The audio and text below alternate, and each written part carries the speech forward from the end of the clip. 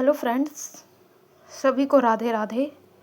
आज मैं आप लोगों को पार्ट्स ऑफ स्पीच पढ़ाने जा रही हूँ, जैसा कि आपको थंबनेल से पता चल चुका होगा।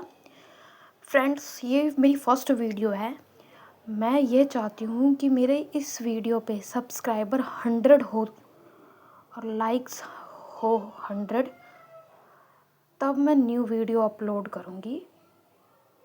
क्योंकि मैं अभी फ़िलहाल एक कॉम्पिटिटिव एग्ज़ाम की तैयारी कर रही हूँ, तो मैं अपना टाइम ज़्यादा, क्योंकि इसमें मेरा थोड़ा टाइम लगता है, मुझे लिखना पड़ता है, फिर आपको एक्सप्लेन करना पड़ता है। और वैसे मैं काफ़ी शॉर्ट में भी लिख सकती थी, जैसे नाउन ओनली, मतलब कि सिर्फ नाम को रिप्रेजेंट करता है, पर इसमें मुझे अच्छे से डिस्क्राइब करके लिखना पड़ा है। ठीक है, तो इसीलिए ये वीडियो उन लोगों को बहुत हेल्प करेगी जो वनडे एग्ज़ाम की तैयारी कर रहे हैं, KVS DSSB। और ये मतलब कि स्कूल के बच्चों को भी काफ़ी फ़ायदा पहुंचाएगी ये वीडियोस, क्योंकि अक्सर कुछ स्कूल्स में टीचर अच्छे से बच्चों को पढ़ा नहीं पाते हैं। तो डेफ़िनेटली मेरी ये जो वीडियो है हेल्प करेगी। मैंने ये वीडियो बनाने से पहले प्रियांशु सर, रानी मैम, काफ़ी सारी वीडियोस देखी है, तब जाके आज मैं ये वीडियो बना रही हूँ। तो प्लीज़ सपोर्ट, तो प्लीज़ आप सभी से रिक्वेस्ट है, मेरे चैनल को लाइक करें, सब्सक्राइब करें और शेयर करें। तो चलो गणेश करते हैं हम अपनी क्लास का पार्ट्स ऑफ स्पीच। ठीक है बच्चों, इंग्लिश में ग्रामर को समझने के लिए सबसे ज़्यादा ज़रूरी है पार्ट्स ऑफ स्पीच, जिसमें हमारा सबसे पहले नाउन आता है। अब नाउन नाउन को हिंदी में संज्ञा कहते हैं। अब कुछ लोग कहेंगे कि भाई इंग्लिश पढ़ाते समय हिंदी का यूज़ नहीं करना चाहिए, पर मैं समझती हूँ आपको जिसमें कंफर्टेबल हो, जिसमें चीज़ आपको समझ में आ जाए, ताकि आप उसको एग्ज़ाम के टाइम पे अप्लाई कर पाओ, तो उस वे में समझो। ठीक है, आप जितना हो सके उसको नेचुरल वे में लर्न करने की कोशिश करो, अंडरस्टैंड करने की कोशिश करो। ठीक है, तो नाउन, और noun is the name of a person, place और थिंग्स। मतलब कि जितने भी नाम होते हैं, जितने भी पर्सन होते हैं ना, प्लेस होती है, थिंग्स होता है, मतलब कोई वस्तु होती है, तो ये सब हमारे नाउन कहलाते हैं। एग्जाम्पल के लिए गर्ल, स्कूल, डॉग, पेंसिल। और मैं बता दूँ, नाउन सिर्फ यहीं पे ख़त्म नहीं होता है, नाउन का बहुत ही ज़्यादा डीपली 1 to 2 आवर की क्लास हो सकती है सिर्फ नाउन के ऊपर में ही, क्योंकि नाउन को आइडेंटिफाई करने के लिए हमें काफ़ी चीज़ें पढ़नी पड़ती है। तो वो सब मैं अपनी नेक्स्ट वीडियो में बनाऊँगी, और ये सब आप ही के ऊपर डिपेंड है। तो प्लीज़ मेरी वीडियो को ज़्यादा से ज़्यादा देखिएगा। अगर चीज़ें समझ में आ रही हैं तो चैनल को ज़्यादा से ज़्यादा आगे बढ़ाइएगा। अब हमारा सेकंड पे प्रोनाउन आना था, पर मैंने एडजेक्टिव लिखा है। तो एडजेक्टिव मैंने इसलिए लिखा है कि एडजेक्टिव, आप एडजेक्टिव क्या समझते हैं? An adjective describe a noun और pronoun an objectives tells what kind, how many और विच वंस। अब जो ये एडजेक्टिव होते हैं ना, ये एडजेक्टिव हमें नाउन और प्रोनाउन के बारे में बताता है। ठीक है, जैसे what, how, which, many, one, that, two. ये एडजेक्टिव हमें नाउन और प्रोनाउन के बारे में बताता है। अब प्रोनाउन क्या होता है? अरे वो सर्वनाम पढ़े थे ना आपने, जो नाउन को, जैसे नाउन का ना बार बार रिपीटेशन हो जाता है, तो उसको ख़त्म करने के लिए हम प्रोनाउन का यूज़ करते हैं ना। प्रोनाउन क्या होता है? आई, शी, वी, इट, दे, ये सब होता है। ठीक है, तो इसी को हम समझते हैं। A pronoun is used and place of a noun is a sentence. A pronoun may take the place of the name of a person, place or things. Simple सी बात यह है, इतना ज़्यादा दिमाग लगाने की ज़रूरत नहीं है।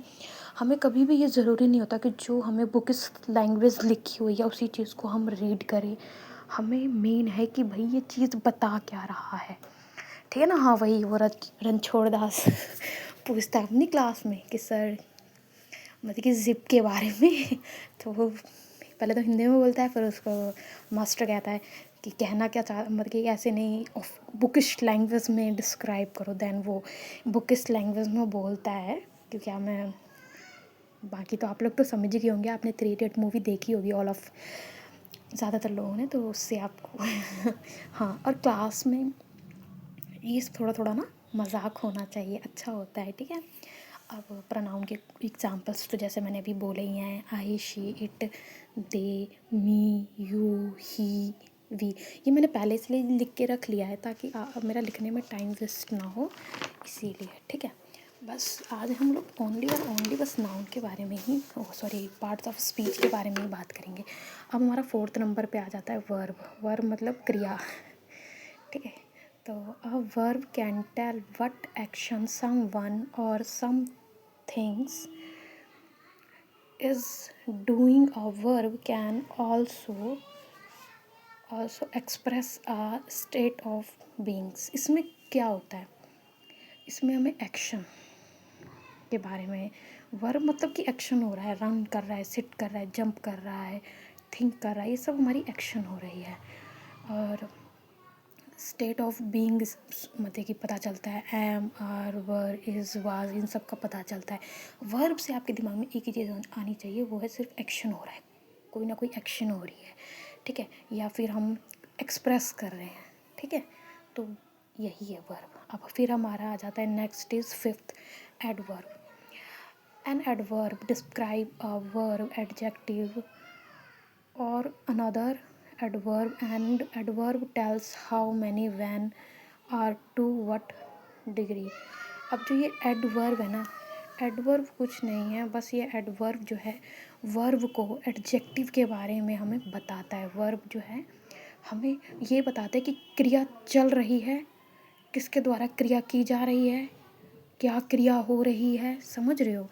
वर्ब में था कि क्रिया हो रही होगी, या तो उठ रहा होगा या तो बैठ रहा होगा, पर एडवर्ब ये हमें हेल्प करता है कि कौन बैठ रहा है, कौन उठ रहा है। अब जैसे मतलब कि पर्टिकुलर हमें ना उसके बारे में बता देगा एडवर्ब। जैसे मान लो Ram is a good listener, मतलब कि राम क्या है, एक अच्छा सुनने वाला है, श्रोता है ना। या फिर Ram preparing a food, action कर रहा है वो, ठीक है। तो वही है, कुछ नहीं है। एडवर्ब जो है जो वर्ब की विशेषता बताता है, मतलब कि बस क्रिया की विशेषता बताता है, उसको एडवर्ब कहते हैं सिंपल लैंग्वेज में। जैसे क्विकली कर रहा हो या आउटसाइड कर रहा हो, ठीक है, यही सब। अब हमारा 6th आ जाता है आर्टिकल। द वर्ड, जो ये द वर्ड्स होते हैं ना, ए, एन, द, बस यही है आर्टिकल, ठीक है। आर्टिकल मैं एक बार पढ़ देती हूँ फिर भी। The words a and the belong to a specially group of adjectives called articles, and articles can be used before a noun in a sentence। मतलब कि नाउन से पहले यूज़ होगा, ठीक है। जितने भी हमारे आर्टिकल्स हैं, जितने क्या 3 ही तो होते हैं, ए होता है, एन होता है, द होता है, इसके मतलब कि हर चीज़ का ना डीपली है। ऐसा नहीं है कि आर्टिकल यहीं ख़त्म हो गया भाई। आर्टिकल के आधे 1 घंटे की क्लास आराम से बन सकती है, तब जाके आपको समझ में आएगा, ठीक है।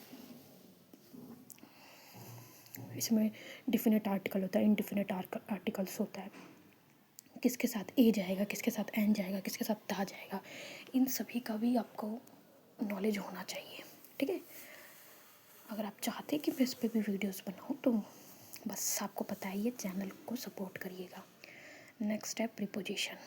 Preposition combines with a noun or pronoun to form a phrases that tells something about another word in a sentence। ये रहा, ठीक है, in a sentence। अब प्रीपोजिशन है, फ्रॉम है, टू है, until है। प्रीपोजिशन ना नाउन और pronoun में यूज़ होता है, फ्रॉम, टू, until, ठीक है। अब इसके बाद होता है कंजक्शन। कंजक्शन का मतलब आप लोगों को पता ही है, चीज़ों को जोड़ना। A conjunction joins together single words और group of words in a sentence है। फॉर एग्जांपल एंड, बट और नॉर। एक कंजक्शन जोड़ता है, ठीक है। जैसे दो, मतलब कि एक ये जोड़ने का काम करता है, जैसे राम और श्याम, ठीक है। तो राम एंड श्याम, जोड़ के तब ये सेंटेंस बनाता है। बस इतना समझ लीजिए कि जोड़ने का काम करता है कंजंक्शन, ठीक है। अब इंट्राजक्शन, इंट्राजक्शन क्या होता है? An interjection express strong feelings or emotion, and interjection can be used single word or phrases। ज़्यादातर इनका भी यूज़ फ्रेजेस में देखा जाता है। और सिंपल सी बात है, जब भी कोई स्ट्रॉन्ग वाली फीलिंग होगी ना, इमोशन होगा ना, बस अगर मैं अपने लिए नोट्स बनाती तो सिर्फ इंटरजेक्शन मतलब फीलिंग्स और इमोशन लिख देती, हो गया। जैसे हेल्प, ओह, इन सब का अलग अलग मीनिंग है। ओ किसको शो करता है, फिर किसको शो करता है, ठीक है। इसमें ये एक्सक्लेमेटरी मार्क होगा इस वाले सेंटेंस में हर जगह, ठीक है। तो बस आज के लिए इतना ही। मैं नेक्स्ट वीडियो क्लॉज पे बनाने वाली हूँ, तो प्लीज़ तब तक के लिए bye bye, take care, preparation करते रहिए, आगे बढ़ते रहिए।